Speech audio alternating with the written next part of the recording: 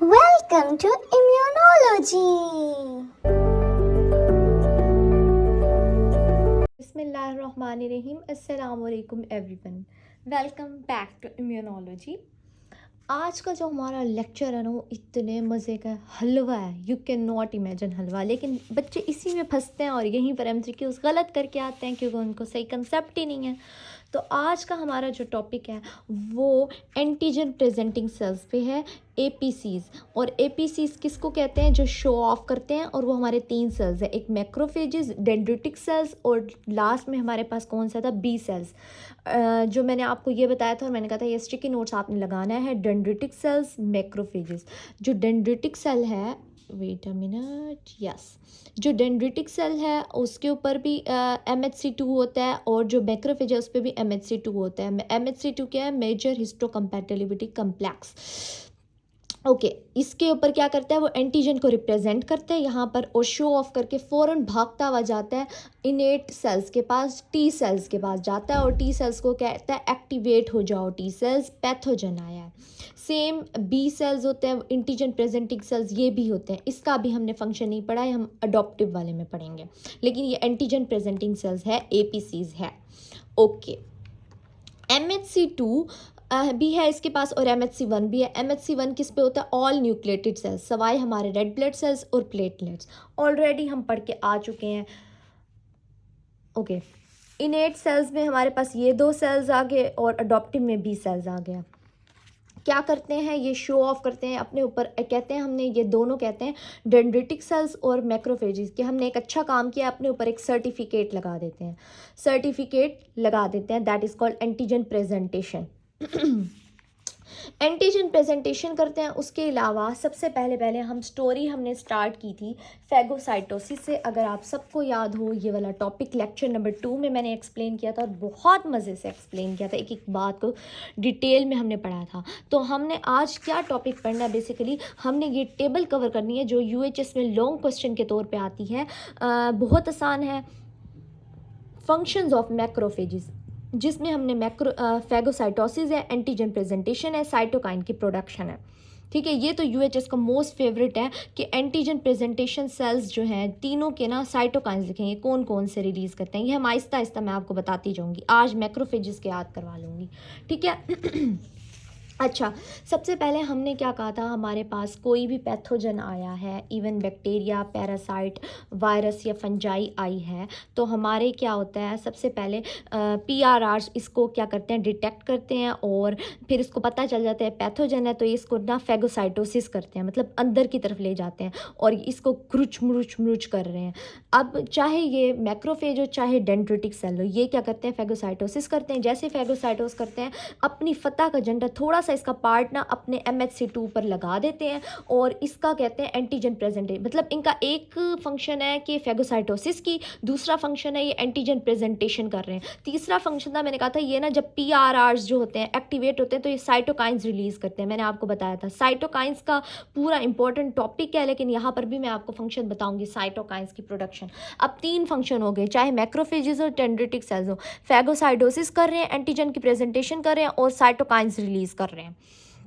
Cytokines के भी 3 functions थे। एक तो साइटोकाइंस क्या करते हैं? ये प्रो इन्फ्लेमेटरी मैंने कहा था सिग्नल्स देते हैं, इन्फ्लेमेशन कॉज करते हैं। दूसरा ये साइटोकाइंस पहले ये टी सेल्स को ना फोन कॉल करते हैं। साइटोकाइंस मैंने कहा था एक फ़ोन कॉल की तरह समझो कि टी सेल्स को कहते हैं एक्टिवेट हो जाओ, NCCI एक्टिवेट हो जाओ। अच्छा, अब क्या होता है? ये ना डेंड्रिटिक सेल्स खुद, ये फॉर एग्जांपल ये एक सेल है, मैंने आपको किससे याद कराया था? डॉल्फिन पुलिस से याद कराया था। तो मैंने कहा था कि ये खुद क्या करते हैं? ये साइटोकाइंस रिलीज़ करते हैं। एक तो इन्फ्लेमेशन हो गई, दूसरा टी सेल्स को भी एक्टिवेट कर दिया, तीसरा ये अपने साथियों को बुलाने के लिए उनको फ़ोन कॉल्स करते हैं, तो उनकी पूरी फौज आ जाती है। मतलब डेंड्रिटिक सेल्स और मैक्रोफेज बहुत सारे आ जाते हैं ताकि वो ना और बैक्टीरियाज को खा सकें। That is the main function. तो आज के पूरे लेक्चर में हमने करना क्या है? हमने ये 3 फंक्शंस की बेसिक लाइंस पढ़नी है, ऑलरेडी हमें पता है। सबसे पहले तो मैं आपको 2-3 MCQs यहाँ से करा लेती हूँ जो बच्चे मिस कर जाते हैं। MCQs में क्या कराऊंगी, मेजर हिस्टोकम्पैटिबिलिटी कम्प्लेक्स। सबसे पहले यहाँ आ जाओ, सबसे पहले आपको पता होना चाहिए कि मैक्रोफेज कहाँ से बन रहे हैं। जब टिश्यूज़ में मोनोसाइट आएंगे तो उसको मैक्रोफेज कहेंगे, जब इन्फ्लेमेशन में जो है ना मोनोसाइट जाएंगे उसको डेंड्रिटिक सेल्स कहेंगे। एक तो ये बात, दोनों पे MHC2 है जो कि एंटीजन प्रेजेंटेशन करती है, MHC1 भी है। अच्छा, MHC1 और MHC2 का एक और नाम भी है, इसको HLA कहते हैं, human leukocyte antigen, human leukocyte antigen 2 कहेंगे। MHC2 को ह्यूमन ल्यूकोसाइट 2 और MHC1 को ह्यूमन ल्यूकोसाइट एंटीजन 1 कहेंगे, ह्यूमन ल्यूकोसाइट एंटीजन 1। एक तो ये बात हो गई। दूसरा ये हो गया, एक तो ये बातें यहाँ लिखी हुई हैं, ठीक है। अब दूसरा ये हो गया कि जो मैक्रोफेजेस है ना, इनका ना हमने वैसे ऑलरेडी ये बात हीमाटोलॉजी में पढ़ी है कि जो मैक्रोफेजेस होते हैं ना, जब वो ब्रेन में जाते हैं तो उनको माइक्रोग्लियल सेल्स कहते हैं, जब वो लंग्स में जाते हैं तो उनको एल्वुलर मैक्रोफेजेस कहते हैं, और जब वो लीवर में जाते हैं तो कप्फर सेल्स कहते हैं। मतलब इनके डिफरेंट नाम हो जाएंगे। जब ये लीवर में जाएंगे तो क्या कहलाएंगे, जब लंग्स में जाएंगे तो क्या कहलाएंगे, और जब ब्रेन में जाएंगे तो क्या कहलाएंगे।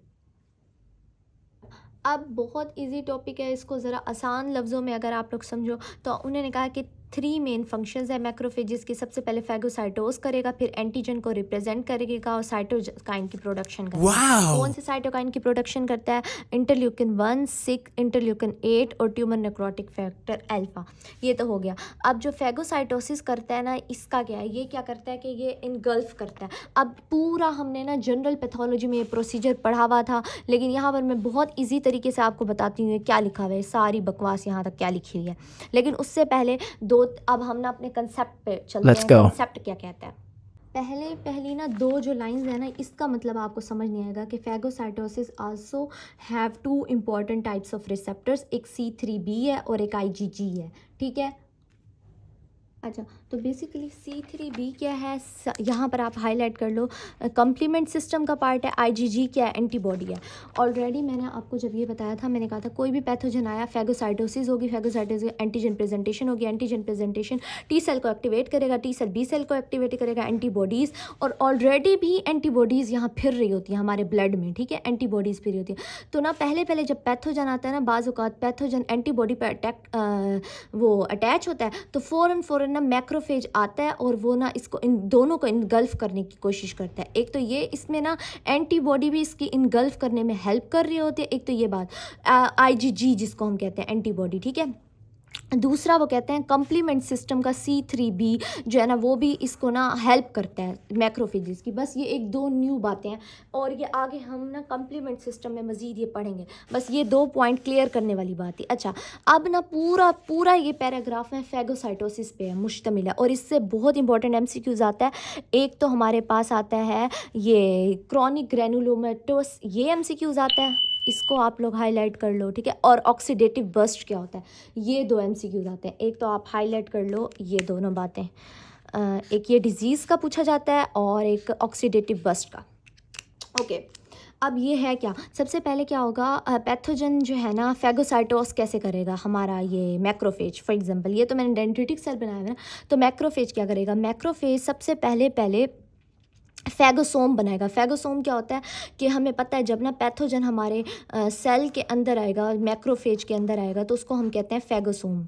फैगोसोम के साथ ना वो क्या करता है, गोलियां, मतलब अब चोर अंदर आ गए, हमारे इनेट सेल के अंदर आ गए, तो ये क्या करता है, उसको मारने के लिए ना गोलियां चलाता है। 2 गोलियां चलाएगा इसको मारने के लिए, चाहे ये बैक्टीरिया है या वायरस है, ये ना अंदर आ चुका है फैगोसोम की फॉर्म में। तो ये हमारा मैक्रोफेज 2 गोलियां चलाता है। उसका नाम है, एक का नाम है NADP ऑक्सीडेज, NADPH ऑक्सीडेज, ये बहुत इंपॉर्टेंट MCQs है। और दूसरा है नाइट्रिक ऑक्साइड, इसको 2 गोलियों से मार देता है, ख़त्म कर देता है। जो NADPH ऑक्सीडेज है ना, कुछ पेशेंट्स पे, मतलब कुछ लोगों में जेनेटिकली नहीं होता, उनको ना डिजीज़ हो जाती है क्रॉनिक ग्रैनुलोमेटस डिजीज़, मतलब वो फैगोसाइटोसिस सही नहीं कर सकते ऐसे पेशेंट्स, तो उनको बहुत जल्दी बीमारियाँ होती हैं। और आपने ये स्टैफ ओरियस में जब ट्रांसमिशन पढ़ाई थी ना, उनको स्टैफ ओरियस ज़्यादा होता है जिनको क्रॉनिक ग्रैनुलोमेटस डिजीज़ हो।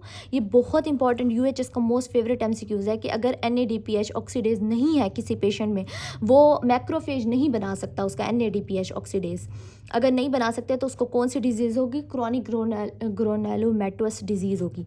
अच्छा जी, अब इसने 2 गोलियां रिलीज़ की, एक नाइट्रिकोसाइड और NADPH, इसने इसको मार दिया। तो इस पूरे का जब ये 2 रिलीज़ करता है ना, इसको कहते हैं ऑक्सीडेटिव बर्स्ट। इस पूरे को, पहले ये फेगोसोम था, फिर जब ये 2 रिलीज़ करता है ना, इसको गोलियां मारेंगे, इसको कहते हैं ऑक्सीडेटिव बर्स्ट।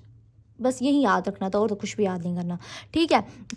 उसके बाद हमारे पास एक और पॉइंट आ जाता है, एक ये हो गया, फिर ये क्या करेगा, ये एंटीजन प्रेजेंटेशन करेगा। एंटीजन प्रेजेंटेशन के बाद साइटोकाइंस भी रिलीज़ करेगा, वो जाकर टी सेल्स को एक्टिवेट करेंगे और यहाँ से ये भी जाके इसको रिप्रेजेंटेशन करेगा। अब एक और वर्ड लिखा हुआ है यहाँ पर, हाईलाइट कर लो, कोस्टिमुलेटरी सिग्नल्स क्या होते हैं। कोस्टिमुलेटरी सिग्नल्स का मतलब है 2 सिग्नल्स जा रहे हैं अब हमारे टी सेल्स के पास। कोस्टिमुलेटरी सिग्नल्स हमारे पास 2 सिग्नल, एक तो एंटीजन प्रेजेंटेशन के तौर पे खुद जा रहा है, टी मैक्रोफेज या डेंड्रिटिक सेल्स खुद जा रहा है टी सेल्स के पास कि एक्टिवेट हो जाओ। पहले सिग्नल गया था, मैंने आपको क्या बताया था, साइटोकाइंस रिलीज़ करता था। जैसे ही इसके ऊपर पैथोजन रिलीज़ होता है ना, साइटोकाइन रिलीज़ करता था। मतलब सिग्नल 1, एक सिग्नल 1 है, एक सिग्नल 2 है, दोनों सिग्नल जाएंगे तो टी सेल एक्टिवेट होगा। साइटोकाइंस जाएंगे, पहले बताएंगे ओए वही जल्दी करो पैथोजन आया हुआ है, और फिर ये खुद जाएगा भाग के शिकायत लगाने पैथोजन आया हुआ है। तो बेसिकली ये कहते हैं, इस चीज़ को हम कहते हैं कोस्टिमुलेटरी सिग्नल। अब तीसरा पॉइंट हमारा है, एक तो एंटीजन प्रेजेंटेशन हो गया, हमें पता चल गया, 1 मिनट इसको यहाँ कर देते हैं, ठीक है। एंटीजन प्रेजेंटेशन हो गया, फिर तीसरा है साइटोकाइन प्रोडक्शन। इसको पूरे को आप अंडरलाइन कर लो और इसको रट्टा मारना है। अच्छा, अब इन्होंने एक और बात बताई हुई है, हमारे पास कितने साइटोकाइन रिलीज़ करता है मैक्रोफेज, इंटरल्यूकिन 1 करता है, इंटरल्यूकिन 6 करता है, ट्यूमर नेक्रोटिक फैक्टर अल्फा करता है, और इंटरल्यूकिन 8 करता है। मैंने क्या कहा था, एक वो साइटोकाइन रिलीज़ करेगा अपने सेल्स को बुलाने के लिए कि आओ मेरी मदद करो। मतलब ये जो हमारे पास मैक्रोफेज है, डेंड्रिटिक सेल है, ये अपने जैसे सेल्स को बुलाएगा लाइन बाय लाइन, वो बुलाएगा इंटरल्यूकिन 8 से। मतलब इंटरल्यूकिन 8 रिलीज़ करेगा, ऐसे समझो ये कॉल करेगा इस वाले को, और जो इंटरल्यूकिन 1 और 6 है ना, ये क्या करेंगे, इन्फ्लेमेशन कॉज करेंगे। Inflammation in the sense fever बढ़ जाएगा, फीवर हो जाएगा, इन्फ्लेमेशन हो जाएगा। और उसके बाद ये रहा हमारे पास, हाँ, अब ट्यूमर नेक्रोटिक फैक्टर अल्फा भी क्या करता है, ये तीनों काम कर रहे हैं, इन्फ्लेमेशन कर रहे हैं। इंटरल्यूकिन 8 क्या करता है, अपने जैसे साइटोकाइंस को, मज़ीद मैक्रोफेजेस को बुलाता है अपने पास। ओके, यहाँ तक डन हो गया। अब यहाँ पर एक और MCQs हैं 1-2, वो मैं आपको बताती हूँ। अच्छा, अब ना जब टी सेल्स एक्टिवेट हो जाते हैं और बी सेल्स एक्टिवेट हो जाते हैं, तो वो रिलीज़ करेंगे, एक टी सेल्स रिलीज़ करेंगे दूसरे मैक्रोफेजेस को दोबारा बुलाने के लिए। ट्यूमर नेक्रोटिक गैमा और नेचुरल किलर सेल्स भी जो है ना, इसको बुलाने के लिए यूज़ करते हैं। ये पॉइंट्स आपको अभी क्लियर नहीं होंगे, हम आगे साइकिल पढ़ेंगे, उसमें सारा कुछ एक्सप्लेन हो जाएगा। अब दूसरा हमारा सेल है antigen presenting cell, dendritic cell. Most important MCQs आता है कि सबसे पहले इसमें ना, बुक में ना 2 जगह लाइन लिखी हुई है, सबसे पहले शिकायत। अब देखो, मैक्रोफेज भी क्या था, एंटीजन प्रेजेंटिंग सेल था, लेकिन सबसे पहले जो शिकायत लगाने जाता है वो डेंड्रिटिक सेल्स लगाने जाता है। इसलिए इसको कहते हैं main inducer of the adoptive immune response. मतलब मेन एड्यूस कर रहे हैं, इंड्यूस का मतलब अडॉप्टिव जो सेल्स हैं हमारे टी सेल्स को पहले एक्टिवेट करने कौन जा रहा है, हमारे डेंड्रिटिक सेल्स जा रहे हैं, ठीक है। बस इतनी सी बात है, ये आप खुद पढ़ लेना, इतनी कोई ख़ास बात नहीं है, यहाँ तक तो कुछ भी नहीं है। अच्छा, फिर एक और बात है, हमें पता है कि डेंड्रिटिक सेल क्या है, डेंड्रिटिक सेल्स पे MHC1 भी होता है, MHC2 भी होता है। MHC2 पे क्या होता है, एंटीजन लगा होता है, जो कि एंटीजन प्रेजेंटिंग सेल्स के तौर पे एक्ट कर रहा है। अब यहाँ पर एक रूल लगेगा, रूल ऑफ 8। ये MCQs है, याद कर लो, आगे साइकिल में भी बहुत इंपॉर्टेंट है, इस पे ना गौर करना ज़रा।